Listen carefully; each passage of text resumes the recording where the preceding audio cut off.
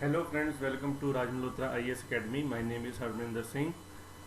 Guys, आज हम जो ज्योग्राफी का न्यू टॉपिक करेंगे ये है types of vegetation and wild life India. तो जैसे कि आपको पता है कि ये जो हमारी सीरीज़ है NCERT थ्रू MCQs, इसमें हम हर बार कोई नया टॉपिक लेके आते हैं जिससे रिलेटेड हम क्वेश्चन आंसर डिस्कस करते हैं। जो हमारा टॉपिक है ये देखिए, ये है natural vegetation in India.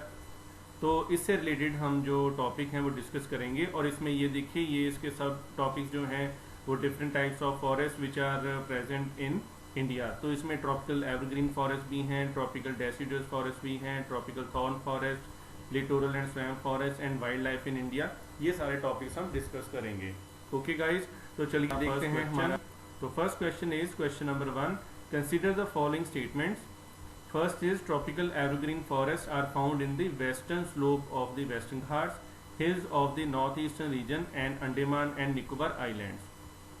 So guys, second statement is they experience an annual precipitation of over 200 centimeter and mean annual temperature above 22 degrees Celsius. And third statement is tropical evergreen forests have no stratification. तो guys, यहाँ पर पूछा गया है which of the above statement is are correct. तो देखते हैं ये स्टेटमेंट्स में क्या है। तो first statement is tropical evergreen forest are found in the western slope of the western Ghat, hills of the north eastern region and Andaman and Nicobar island. तो guys, this statement is correct. अब इसका रीज़न क्या है? वो रीज़न ये है कि आपको पता है कि जैसे इंडिया में जो टोपोग्राफी है बिल्कुल डिफरेंट है, different types of land forms है। यहाँ पर नॉर्दर्न प्लेन्स भी हैं, डेक्कन प्लेट्यू भी है। वेस्टर्न घाट्स में अगर हम देखें तो वेस्टर्न घाट्स में जो वेस्टर्न स्लोप है वहाँ पर रेनफॉल ज़्यादा होती है, ईस्टर्न साइड पे कम। तो due to the different geographical conditions, तो different types of forest are present here. तो ये जो तीन लोकेशन जो हमने यहाँ पर मेंशन करी हैं, इसमें ट्रॉपिकल एवरग्रीन फॉरेस्ट हैं क्योंकि यहाँ पर रेनफॉल ज़्यादा है।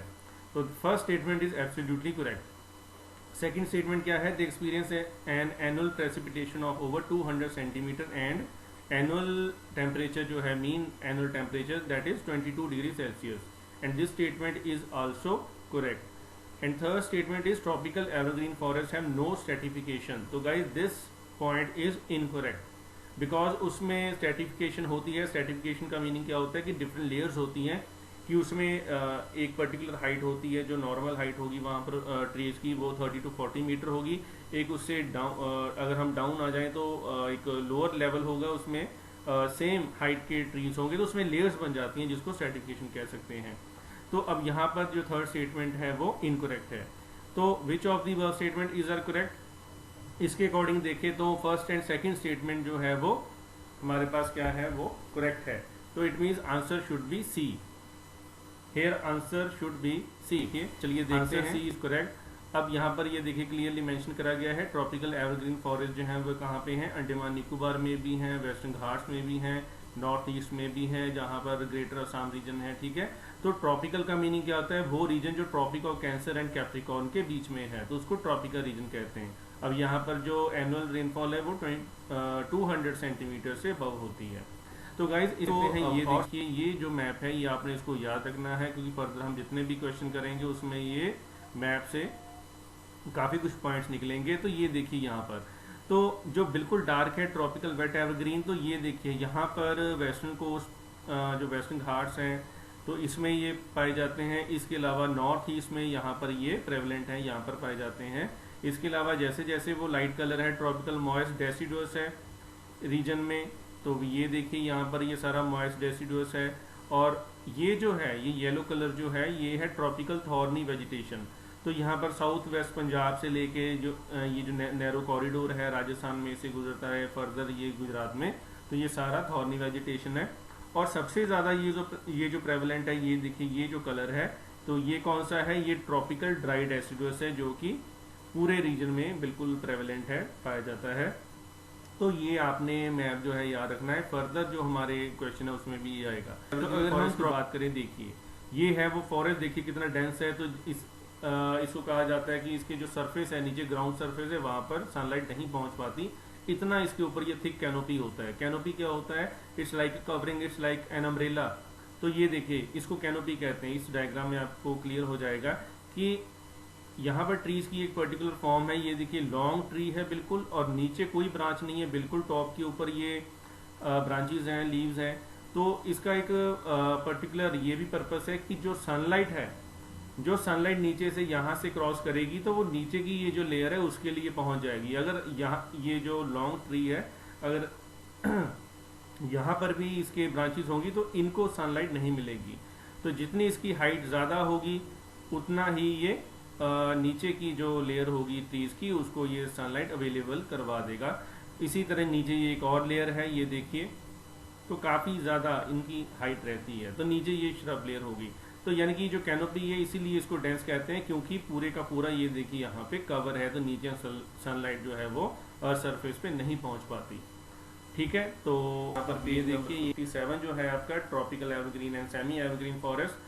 तो इसमें ये है they are found in warm and humid areas and annual precipitation कितनी है 200 centimetre and mean annual temperature. तो यहाँ पर ये बिल्कुल क्लियरली मेंशन है। अच्छा, ये भी देखिए tropical evergreen forest are well certified, तो ये भी पॉइंट यहाँ से क्लियर हो जाएगा कि उसमें सर्टिफिकेशन होती है। तो थर्ड स्टेटमेंट भी आपको क्लियर हो जाएगा। तो ये आपकी एनसीईआरटी जो है उसमें बिल्कुल चैप्टर 5 में पेज नंबर 57 है, बिल्कुल क्लियरली है। Question number 2, consider the following statements. First statement is semi evergreen forest have a mixture of evergreen and moist deciduous trees, and second is the under growing climbers provide an evergreen character to the forest. तो क्या पूछा गया है, which of the verb statement is are correct. तो guys अगर हम इसकी बात करें, semi evergreen forest have a mixture of evergreen and moist deciduous, तो गाइज इसका एक मीनिंग ये भी होता है कि जब एक टाइप ऑफ फॉरेस्ट है उसके बाद जो सेकंड टाइप शुरू होगी तो वो एब्रप्टली तो एकदम से खत्म नहीं होगा और दूसरा स्टार्ट नहीं होगा, तो उसमें एक ट्रांजिशनल फेज होता है। तो अब यही एक ट्रांजिशनल फॉरेस्ट है सेमी एवरग्रीन। तो ना ही टोटली एवरग्रीन है ना ही टोटली ये डेसिडुअस है, तो इट मीन यहाँ पर मिक्सचर होगा किसका, एवरग्रीन का और मॉइस्ट डेसिडुअस का। तो this statement is absolutely correct. Second की बात करेंगे तो यहाँ पर क्या होता है कि क्लाइंबर्स एक पर्टिकुलर टाइप ऑफ प्लांट होते हैं जो कि ट्रंक्स जो होती हैं ट्रीज की उनको क्लाइंब करते हैं और ये फॉरेस्ट को एक एवरग्रीन की प्रोवाइड करते हैं। तो second statement is also correct. तो here both the statement are correct, तो it means your answer should be C. Answer है आपका सी। तो इसी ये पिक्चर देखिए, ये जो है ये क्लाइंबर्स हैं। तो ये जो पर्टिकुलर प्लांट्स हैं जो ट्रंक्स पे अराउंड ये यहाँ पर क्लाइंब करते हैं, ये देखिए यहाँ पर इवन इनमें से कुछ जो टाइप्स हैं प्लांट्स की वो डोमेस्टिक आपके जो हाउस होल्ड्स हैं वहाँ पर भी पाई जाती हैं। घर पर भी आपने कोई ट्री लगाया होगा तो वहाँ पर भी ये क्लाइंबर्स हो सकते हैं। तो ये एक एवरग्रीन करेक्टर प्रोवाइड करते हैं, ग्रीनरी प्रोवाइड करते हैं। तो हमें लगता है कि भी वो जो फॉरेस्ट है वो टाइप है एवरग्रीन। ये देखिए यहाँ पर पेज नंबर 57 है, यहाँ पर ये दिया गया है, मेंशन है ये semi evergreen forest are found in the less rainy part of these regions. So such forests have a mixture of evergreen and moist deciduous trees. Okay guys, तो ये देखिए यहाँ पर स्पीसीज है वाइट सिडार, हॉलॉक एंड केल। तो guys ये आपको टाइप जो है वो बहुत अच्छे से याद रखनी है क्योंकि यूपीएससी के प्री में ये बिल्कुल डायरेक्टली क्वेश्चन जो है इसमें से स्टेटमेंट बन सकती है कि कौन सी स्पीसीज इसमें अवेलेबल। चलिए नेक्स्ट देखते हैं अपना क्वेश्चन नंबर 3। ये क्या कहता है, which of the following statement is are correct. तो यहाँ पर है first statement is the moist deciduous forests are more pronounced in the regions which record rainfall between 100 to 200 centimeter. Second is teak, sal, shisham, हुरा, mahua, Amla, Samuel. तो ये सारे जो trees हैं are the main species of these forests. तो select the answer using the given code. तो यहाँ पर ये ऑप्शन दिए गए हैं। तो गाइज अगर हम फर्स्ट की बात करें, moist deciduous forest है are more pronounced in the region, तो यहाँ पर जो रेनफॉल है वो 100 to 200 सेंटीमीटर होती है। एंड अगर हम सेकंड की बात करें, टीक, साल, सीशम, तो ये सारी जो स्पीसीज हैं वो इस रीजन में अवेलेबल होती हैं। तो guys both the statements are correct. तो 100 to 200 सेंटीमीटर ये भी करेक्ट है। और अब देखिए ये जो रेनफॉल है ये तकरीबन अप्रॉक्स वही है जो सेम एवरग्रीन में है, लेकिन ये देखिए यहाँ पर मॉइस्ट डेसिडुअस है तो इसमें भी, क्योंकि ये बिल्कुल एवरग्रीन के साथ ही अवेलेबल होते हैं, बिल्कुल उसके कॉन्टेक्ट में साथ ही होते हैं, ठीक है, नियर रीजन में होते हैं, तो इसलिए यहाँ पर रेनफॉल भी काफ़ी हाई होता है। तो दोनों स्टेटमेंट हैं आपके correct. It mean your answer should B, answer है आपका सी। और ये देखिए ये ट्रीज की स्पीसीज है, ये है टीक, ये देखिए आप इस पिक्चर में देख सकते हो क्लियरली, और ये है शीशम। तो शीशम जो है ये पंजाब हरियाणा में भी काफ़ी ज़्यादा प्रेवलेंट है ये स्पीसीज़, और इसको जैसे पंजाबी में टाली कहते हैं, ठीक है। इसकी जो वुड है वो बहुत ज़्यादा हार्ड वुड होती है, बहुत ज़्यादा कंस्ट्रक्शन पर्पस में भी यूज़ होती है, ठीक है। ये टीक है, शीशम है। तो आई होप कि आपको ये पता चल गया होगा। तो पिक्चर से आपको ये तो गाइस ये आपके पेज नंबर 59 पे देखिए क्लियरली मेंशन है। तो इसमें ना ये 4/5 जो आपकी लाइन है, तो इसमें देखिए यहाँ पर ना स्पीसीज दी हुई हैं ट्रीज की, तो इनको आपने याद रखना है। तो moist deciduous forests are more pronounced in the regions which record rainfall between 100 to 200 centimeters. So these forests are found in the northeastern states along the foothills of Himalayas. Okay guys, I hope आपको ये यहाँ से पता चल जाएगा। और साथ में ये eastern slopes of the western Ghats पर भी अवेलेबल होती हैं। चलिए आगे चलते हैं। ये देखिए question number 4, consider the following statements. तो first is tropical thorn forest occur in the areas which receive rainfall between 75 to 100 centimeter, and second is in these forest plants remain leafless for most of the year and exhibit scrub vegetation. Which of the above statement is are correct? तो guys हमें देखना है कि दोनों में से correct statement कौन सी है। फर्स्ट स्टेटमेंट की अगर हम बात करें, tropical thorn forest occur in the areas which receive rainfall between 75 to 100 centimetre. तो गाइज ये जो थॉर्न फॉरेस्ट होता है उसमें जो रेनफॉल है वो काफ़ी कम होती है, it is lesser than 50 centimetre. So this point is incorrect. It means ये स्टेटमेंट जो है ये इनकोरेक्ट है। अगर हम सेकंड की बात करें, in these forest plant remain leafless for most part of the year. तो यहाँ पर क्या होता है कि जो प्लांट्स होते हैं उनके जो लीव्स हैं वो उनकी शेडिंग हो जाती है, गिर जाते हैं वो। तो यहाँ पर स्क्रब वेजिटेशन, तो स्क्रब वेजिटेशन का मीनिंग क्या होता है कि जो बुशेज होती हैं जिसको हम हिंदी में जैसे झाड़ियाँ कहते हैं, यहाँ पर वो वेजिटेशन होती है, सूखी झाड़ियाँ होगी। आपने इसको ग्रासलैंड के साथ कंफ्यूज नहीं करना गाइस। ग्रासलैंड जो है उसमें सिर्फ ग्रास होगा, और जो ग्रास है वो भी वेरी कर सकता है, उसकी हाइट ज़्यादा हो सकती है, कम हो सकती है, उनके लीव्स की जो फॉर्म टेक्सचर अलग हो सकता है, लेकिन ग्रास अलग चीज़ है। ये जो बुशेस होती हैं इनकी जो टाइप है वो अलग है। अब ये जो सेकंड स्टेटमेंट है ये करेक्ट है, ठीक है, क्योंकि ये लीफलेस ही रहती हैं। अब यहाँ पर पॉइंट ये भी है गाइज कि जो शेडिंग और लीव्स है ये बहुत सारे टाइप्स को डिफ्रेंशिएट करती है। जैसे कि अगर हम एवरग्रीन और डेसिडुअस फॉरेस्ट की बात करें तो उनमें जो मेजर डिफरेंस है कि डेसिडुअस फॉरेस्ट में शेडिंग ऑफ लीव्स होती है। अब shedding of leaves evergreen forest में भी होती है, लेकिन वहाँ पर सभी ट्रीज का एक साइमल्टेनियस एक सेम टाइम नहीं होता शेडिंग ऑफ लीव्स का। तो वो एक के बाद एक जब भी उनका जो टाइम पीरियड होता है वो अलग अलग टाइम पर शेडिंग ऑफ लीव्स करते हैं। लेकिन डेसिडुअस में एक ही बार में सारी शेडिंग होती है लीव्स की, तो वो बिल्कुल एम्प्टी हो जाते हैं ट्रीज। और रीज़न उसका ये होता है कि जो शेडिंग ऑफ लीव्स है वो लॉस ऑफ मॉइस्चर को रोकने के लिए होता है, क्योंकि जो लॉस ऑफ मॉइस्चर है वो ट्रीज में from the surface of leaves होता है, जिसको हम ट्रांसपिरेशन कहते हैं। तो उसको रोकने के लिए ये लीव्स जो हैं वो शेड कर जाते हैं। तो यहाँ पर भी सेम हो रहा है। तो guys here second statement is correct and first statement is incorrect. तो here answer should be 2 only. Correct statement is 2। तो गाइज ये देखिए आंसर है आपका बी, और this is the scrub vegetation. ये देखिए ये जो बुशेस हैं, ठीक है, ये जो वेजिटेशन है, तो ये जो लीव्स है ये शेड कर जाएंगे। तो मोस्ट ऑफ द टाइम ये बिल्कुल सूखे झाड़ियाँ यहाँ पर होंगी। तो ऐसी जो वेजिटेशन है, चाहे आप चले जाओ साउथ वेस्ट पंजाब में, राजस्थान में, हरियाणा में, तो जो आपका वेस्टर्न यूपी है या मध्य प्रदेश का जो अपर पार्ट है, तो वहाँ पर ऐसी वेजिटेशन होगी। अगर आप चंबल साइड वहाँ पर देखोगे तो वहाँ पर भी सेम बिल्कुल एरिड रीजन है होगी, तो वहाँ पर भी गाइस ये देखिए यहाँ पर भी ये पिक्चर है, तो बिल्कुल ऐसे इसको कहते हैं स्क्रब वेजिटेशन। तो गाइस आपके जो पेज नंबर 59 है उसमें बिल्कुल क्लियरली मेंशन है। यहाँ पर ये देखिए जो रेनफॉल है वो लेस देन 50 सेंटीमीटर होना चाहिए। तो यहाँ पर variety of grasses and shrubs, लेकिन मेनली यहाँ पर श्रब्स होती हैं, झाड़ियाँ होती हैं। तो सेमी एरिड एरियाज है। अगर वहाँ पर सिर्फ ग्रासेस अवेलेबल होते तो उसको ग्रासलैंड कहेंगे, जैसे अल्पाइन मीडोज है वो हम आगे बात करेंगे, ठीक है। तो ये देखिए साउथ वेस्ट पंजाब में, हरियाणा, राजस्थान, गुजरात, मध्य प्रदेश, तो यहाँ पर ये अवेलेबल हैं। तो गाइज ये देखिए again species are mentioned here, बबूल, बेर, पाम, खैर, नीम, तो ये आपको याद रखनी है। ओके गाइज, आई होप कि आपको ये बिल्कुल क्लियरली समझ आ गया होगा। क्वेश्चन नंबर 5 की तरफ। Question number 5 is which of the following statement is are correct. First is Himalayan ranges show a succession of vegetation from the tropical to the tundra. Second is deciduous forests in the foothills of Himalayas are succeeded by the wet temperate type of forest between an altitude of 1000 to 200,000 meter. Third is deodar, a highly valued endemic species, grows mainly in the western part of the Himalayas.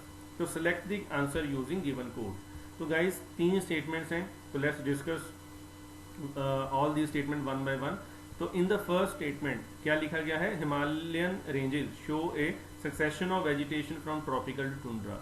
Okay, तो guys this statement is correct. अब इसका meaning क्या है, तो guys जैसे कि हम बात करें, अगर हम लैटिट्यूड में इक्वेटर से पोल्स की तरफ जाते हैं तो जैसे जैसे हम इक्वेटर से पोल की तरफ जाएंगे तो वेजिटेशन चेंज होगी. ट्रॉपिकल रीजन में ट्रॉपिकल वेजिटेशन है, एवरग्रीन फॉरेस्ट है.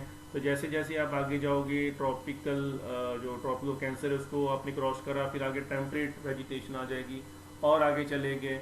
लैटिट्यूड में जैसे जैसे आप आगे जाओगे तो टुंड्रा रीजन में जाके अल्पाइन टुंड्रा, तो वो वेजिटेशन होगी. लेकिन पॉइंट यहाँ पे ये है कि अगर लैटिट्यूड की बजाय आप एल्टीट्यूड वेरी कर रहा है, अब एल्टीट्यूड में ऊपर की तरफ जा रहे हो तो भी वो वेजिटेशन चेंज हो जाती है. यही हमारे इंडियन सब कॉन्टिनेंट में देखने को मिलता है. अगर आप जाओगे सदर्न इंडिया से आप जाते हो नॉर्थ की तरफ, तो पहले तो वेजिटेशन बहुत धीरे धीरे चेंज होती है, क्योंकि साउथ इंडिया से लेके नॉर्थ इंडिया तक लगभग वेजिटेशन डेसिडस रहती है. लेकिन जैसे ही हिमालयन रीजन स्टार्ट होता है तो एकदम से एल्टीट्यूड बहुत बढ़ जाता है, तो वहाँ पर आप देखोगे कि वेजिटेशन में भी बहुत स्पीड से चेंज आती है. वो टेम्परेट वेजिटेशन हो जाता है, अल्पाइन टुंड्रा हो जाता है, तो बिल्कुल एकदम से चेंज हो जाता है. तो फर्स्ट स्टेटमेंट यहाँ पर बिल्कुल करेक्ट है. तो अभी हम डायग्राम देखेंगे, उसमें भी आपको क्लियर हो जाएगा.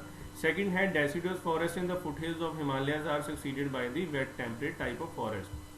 जब आप 1000 से 2000 मीटर की हाइट पर जाओगे तो डेसिडुअस फॉरेस्ट जो कि फुटहिल्स ऑफ हिमालयाज यानी कि नॉर्दर्न प्लेन्स में आपको मिलते हैं, वो किससे रिप्लेस हो जाएंगे, वहां पर wet temperate type of forest आ जाएंगे, तो टाइप चेंज हो जाएगी. So this statement is also correct. And third statement is deodar a highly valued endemic species. Endemic species का मीनिंग है the species which are found only in that particular region. World में कहीं और वो नहीं पाई जाती, तो उसको एंडेमिक स्पीसीज कहते हैं. तो guys deodar is a endemic species here. तो this statement is also correct. So it means all the 3 statement are correct. So here answer should be, देखिए D is the answer. और इस डायग्राम से आपको clear हो जाएगा. ये देखिए जैसे जैसे हाइट बढ़ रही है तो टाइप ऑफ वेजिटेशन चेंज हो गई है. यहाँ पर ट्रॉपिकल जोन है, then is sub tropical zone, तो ये चेंज हो गया, स्पीसीज चेंज होगी. Then is temperate zone, after that sub alpine zone, then alpine zone जो बिल्कुल टॉप पे जाके काफ़ी ज़्यादा हाइट पे जो ट्रीज होते हैं, and after that is snow. तो यहाँ पर ये जो ट्री खत्म होते हैं उसको कहते हैं ट्री लाइन. और गाइज एक पॉइंट मैं यहाँ पर ऐड करना चाहता हूँ कि जो ये ट्रीज हैं, ट्री लाइन और स्नो के बीच में एक जो एम्प्टी स्पेस होती है, तो वहाँ पर ग्रासलैंड्स होती हैं जिसको मेडोज कहते हैं, जैसे अल्पाइन मेडोज कहते हैं. तो वो जो वहाँ पर माउंटेनियस ट्राइब्स होती हैं, वहाँ पर जो ह्यूमन सेटलमेंट्स होती हैं जो कि कैटल ग्रेजिंग जिन्होंने करनी होती है, कैटल रेयरिंग है, तो वो ग्रेजिंग जो है वो इन ग्रासलैंड्स में होती है जिनको अल्पाइन मेडोज कहते हैं. ओके, तो आई होप कि आपको ये क्लियर हो गया होगा. और इधर देखिए ये जो ट्री है ये देवदार है, जो कि एंडेमिक स्पीसीज है इस रीजन की, देवदार. तो all the 3 statements are correct here. तो आई होप कि इस डायग्राम से आपको क्लियर हो जाएगा कि लैटिट्यूड की एडिशन में अगर हम एल्टीट्यूड भी वेरी करते हैं तो उससे भी वेजिटेशन जो है, जो ट्रीज हैं, वो चेंज हो जाती है उनकी टाइप. ये देखिए पेज नंबर 60 पे बिल्कुल क्लियरली मेंशन है. तो यहाँ पर ये देखिए हाइट के साथ जो उसमें चेंज है वो भी मेंशन करी गई है कि wet temperate type of forest है 1000 से 2000 मीटर पे. इसके आगे आप जाओगे तो ये देखिए between 1500 to 1750 metre pine forest are also well developed. इसके बाद आप आगे जाओगे इन दिस जोन, यहाँ पर चीर पाइन जो है as very useful commercial tree. तो चीर पाइन जो है ये एज ऑर्नामेंटल प्रोडक्ट भी बहुत यूज होता है. इनके जो प्रोडक्ट्स होते हैं, जो इसका फ्रूट होता है, तो वो हार्डवुड का एक होता है ऑब्जेक्ट. तो ये देखिए देवदार जो है ये भी वैल्यूड एंडेमिक स्पीसीज, ये भी मेंशन करा गया. तो यहाँ पर different types of trees mention करे गए हैं. तो चिनार एंड वॉलनट जो है ये कश्मीर हैंडीक्राफ्ट्स के लिए यूज होता है. ठीक है, blue pine and spruce appear at the altitude of 222-25 metre and then 3048 metre. ये जो रीजन है यहाँ पर ब्लू पाइन एंड स्प्रूस मिलते हैं. तो गाइस ये सारी स्पीसीज जो है वो डिफरेंट हाइट. चलिए नेक्स्ट देखते हैं. Consider the following statement. ये आपका है क्वेश्चन नंबर 6. देखिए about 70% of the wetland habitats in India comprises areas under paddy cultivation. तो guys this statement is correct, क्योंकि जो वेटलैंड होती है ये एक वाटर जहाँ पे कलेक्ट होता है रीजन में, डेप्थ उनकी कम होती है, ठीक है। तो कोई सिंपल पॉन्ड है उसको भी हम वेटलैंड कहेंगे, ठीक है। कोई डेप्थ वाला कोई शैलो कोई लेक है उसको भी वेटलैंड कहेंगे। इवन जो पैडी कल्टीवेशन, क्योंकि इंडिया में पैडी कल्टीवेशन बहुत ज़्यादा है, तो जो पैडी फील्ड्स होते हैं वो भी एक तरह का इकोसिस्टम ही होता है, तो वो भी वेटलैंड की तरह एक्ट करते हैं। तो 70% जो वेटलैंड हैबिटेट्स हैं इंडिया में वो पैडी कल्टीवेशन के अंडर आते हैं। This statement is absolutely correct. And second is two sites, कौन सी? Chilka lake Odisha and Keoladeo national park Bharatpur are protected as waterfowl habitats under the Ramsar convention. अब गाइज ये जो सेकंड स्टेटमेंट है इसको जरा देखते हैं। रामसर कन्वेंशन क्या था? रामसर कन्वेंशन जो थी वो ईरान में प्लेस का नाम था रामसर, वहाँ पे इसको शुरू करा गया था। और इसके अंडर क्या था कि जो इम्पोर्टेंट वेटलैंड है पूरे वर्ल्ड में उसको रिकॉग्नाइज करना था। अब इसके अंडर चिल्का लेक जो है इसको भी रिकॉग्नाइज करा गया है। तो ये टू साइट्स हैं, क्योलादियो नेशनल पार्क भरतपुर जो कि राजस्थान में है, एंड चिल्का लेक ओडिशा में। और चिल्का लेक जो है ये यहाँ पर बहुत सारे माइग्रेटरी बर्ड्स जो हैं वो यहाँ पर आते हैं, उनके जो एगलिंग के लिए नेस्टिंग प्लेस की तरह ये काम करती हैं, बहुत बढ़िया ये है। और ये लार्जेस्ट ब्रैकिश वाटर लेक है इंडिया की।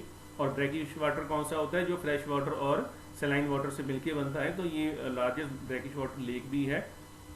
तो गाइस ये रिकॉग्नाइज रामसर साइट भी है, जो कि रामसर कन्वेंशन के अंडर जो है इसको रिकॉग्नाइज करा गया है। सो this statement is also correct. तो ये जो वर्ड है वाटरफाउल, ये क्या होता है कि ये एक प्रॉपर फैमिली है जिसमें वो सारे बर्ड्स आते हैं जो कि बहुत ही इंटेंस स्विमर्स हैं, जो कि बहुत अच्छे से स्विम कर सकते हैं। जैसे डक्स होती हैं, स्वैन्स होती हैं, जो कि वेब टोज के साथ बड़े आराम से स्विम कर सकती हैं।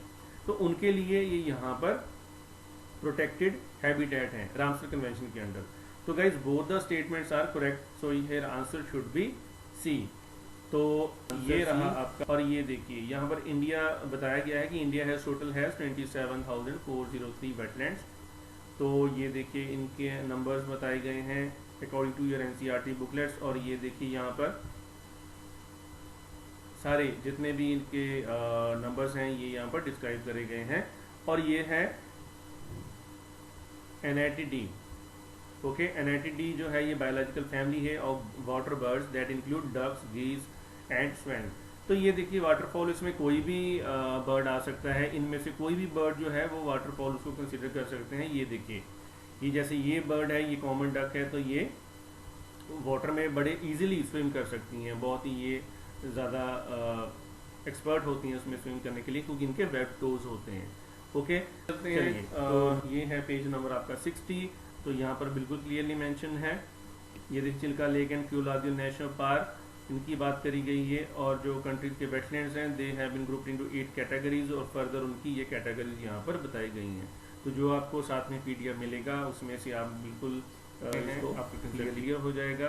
तो चलिए देखते हैं next question, question number 7। Which of the following statement is are correct? तो guys first statement is man and biosphere programme is an intergovernmental scientific programme launch in 1976 by UNESCO.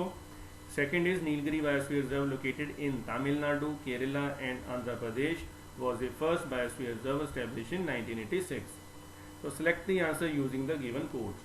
तो गाइज अब यहाँ पर हमने देखना है कौन सी स्टेटमेंट सही है कौन सी गलत है। अगर हम बात करें बायोस्फीयर रिजर्व की, तो गाइज ये नेशनल पार्क और वाइल्ड लाइफ सेंचुरी की तरह प्रोटेक्टेड एरिया होता है, लेकिन यहाँ पर हम सिर्फ एनिमल्स की प्रोटेक्शन की बात नहीं करते, हम यहाँ पर पूरे इकोसिस्टम की प्रोटेक्शन की बात करते हैं। साथ में जो वहाँ पर ट्राइबल्स होते हैं, जो ह्यूमन सेटलमेंट होती हैं, उनकी भी सस्टेनेबिलिटी की हम बात करते हैं कि वो भी वहाँ पर आराम से रहें। और इसके 3 जोन्स होते हैं, कोर एरिया होता है, उसमें बफर जोन भी होता है और ट्रांजिशन जोन भी होता है, उसको डिवाइड कर रखा होता है। तो कोर एरिया जो होता है उसमें बिल्कुल भी वो नहीं होता, अलाउड नहीं होता कोई भी टूरिस्ट एक्टिविटी या कोई और एक्टिविटी। तो दूसरी बात ये है कि बाकी के जो एरियाज होते हैं उसमें लिमिटेड एक्टिविटी जो होती है वो, या एजुकेशन बेस्ड या कोई साइंटिफिक रिसर्च है वो उसमें थोड़ी बहुत अलाउड होती है, ठीक है। तो वो हम ज़्यादा डिटेल में नहीं करेंगे। तो हमने यहाँ पर वैसे ये देखना है कि जो मैन एंड बायोस्फीयर प्रोग्राम है, तो एक्चुअल में ये स्टेटमेंट इसलिए गलत है क्योंकि यही लॉन्च हुई थी 1971 में। तो यूनेस्को ने लॉन्च करी थी, ये पॉइंट बिल्कुल सही है, लेकिन ये 1971 में लॉन्च हुई थी, तो ये स्टेटमेंट जो है वो इनकोरेक्ट है।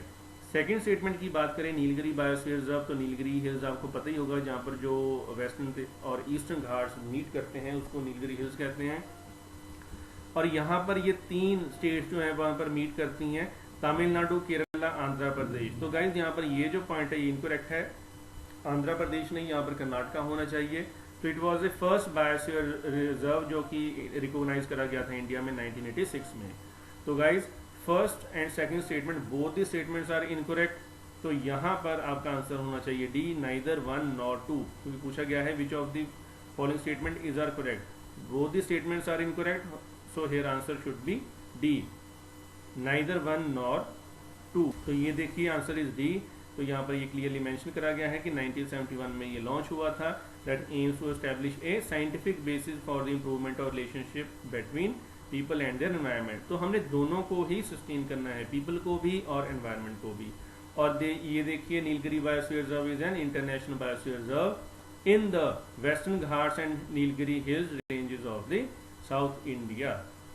तो ये पता चल गया होगा। ये देखिए ये इसमें था बायोस्फीयर रिजर्व की बात करें तो conservation of biodiversity and ecosystem. और डेवलपमेंट में अब ये भी है कि यहाँ पर कंजर्वेशन भी करना है, तो उसको एसोसिएट किससे के साथ करना है, डेवलपमेंट के साथ। यही पर्पस है बायोस्फीयर रिजर्व का। तो ये आपके पेज नंबर 64 पे मेंशन है, उसी सेम चैप्टर में, चैप्टर 5 है आपका नेचुरल वेजिटेशन। तो ये हो गया। अपने लास्ट क्वेश्चन की तरफ, question number 8, consider the following statements. The first statement is the Nilgiri Biosphere Reserve possesses different natural vegetation types like dry and moist deciduous, semi-evergreen and wet evergreen forest. And second statement is it includes the largest known population of 2 endangered animal species, namely the Nilgiri langur and lion-tailed macaw. So which of the above statement is correct?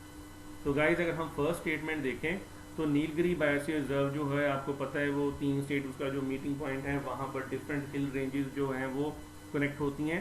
तो यहाँ पर different types of forest हैं। तो first statement is absolutely correct because dry and moist deciduous, semi evergreen, wet evergreen सभी forest वहाँ पर available हैं। ठीक है, first statement is correct. Second statement की बात करें तो वहाँ पर बहुत सारे एनिमल जो हैं वो अवेलेबल होते हैं, जैसे वहाँ पर टाइगर भी होता है, लेपर्ड भी अवेलेबल है, वहाँ पर गौर है, नीलगिरी लंगूर है, नीलगिरी ताहर है। तो ये सारे वहाँ पर अवेलेबल हैं। तो लेकिन अगर हम सेकंड स्टेटमेंट की बात करें तो जो लार्जेस्ट नोन पॉपुलेशन है तो यहाँ पर नीलगिरी लंगूर नहीं, वो Nilgiri tahr and lion tail macaque की है। This point is incorrect. So here only correct statement is 1। So according to this your answer should be A, 1 only. तो करेक्ट कौन सी है, 1 ओनली। तो ये देखिए आपका आंसर है ए। और यहाँ पर देखिए डिस्क्राइब करा गया है कि fauna include over 100 species of mammals, 370 species of birds. तो ये सारा कुछ यहाँ पर मेंशन्ड है। 316 स्पीसीज ऑफ बटरफ्लाइज। और इसमें कौन सी स्पीसीज मेन है, बंगाल टाइगर है, इंडियन लेपर्ड है, ब्लैक पैंथर है, गौर, Indian elephant, Malabar giant squirrel है, नीलगिरी लंगूर है, नीलगिरी ताहर है। ठीक है, ये सारे। और इसमें ये क्या है, it has largest population of 2 endangered species। तो ये यहाँ पर क्लियरली मेंशन है। तो वही एक पॉइंट उसमें वो इनकरेक्ट था, नीलगिरी लंगूर वाला।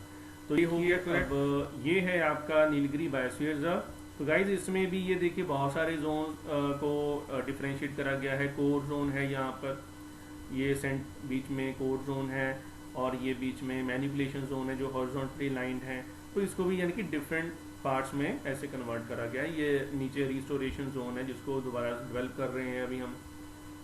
ओके, तो इट मीन्स ये जो सारा एरिया है पूरे का पूरा जो सेम नहीं है, इसमें भी डिफरेंट तरह के जो पार्ट्स हैं। ओके, तो नीलगिरी हिल्स कहाँ पे, जहाँ पर western Ghats and eastern Ghats जो हैं वो मीट करते हैं। तो बिल्कुल यहाँ पर, तो यहाँ पर जो है प्लेस जो है तमिलनाडु, केरला है, कर्नाटका, यहाँ पर देखिए वो 2 स्पीसीज, ये है लॉयन टेल मैक्यू, ये रहा, और ये है नीलगिरी ताहर। इनका भी नंबर वहाँ पर काफ़ी ज़्यादा इंक्रीज हुआ है। तो ये आई होप कि आपको ये पिक्चर में बिल्कुल क्लियर हो जाएगा, तो आपको ये याद भी रहेगा। ठीक है, ये है आपका पेज नंबर 66।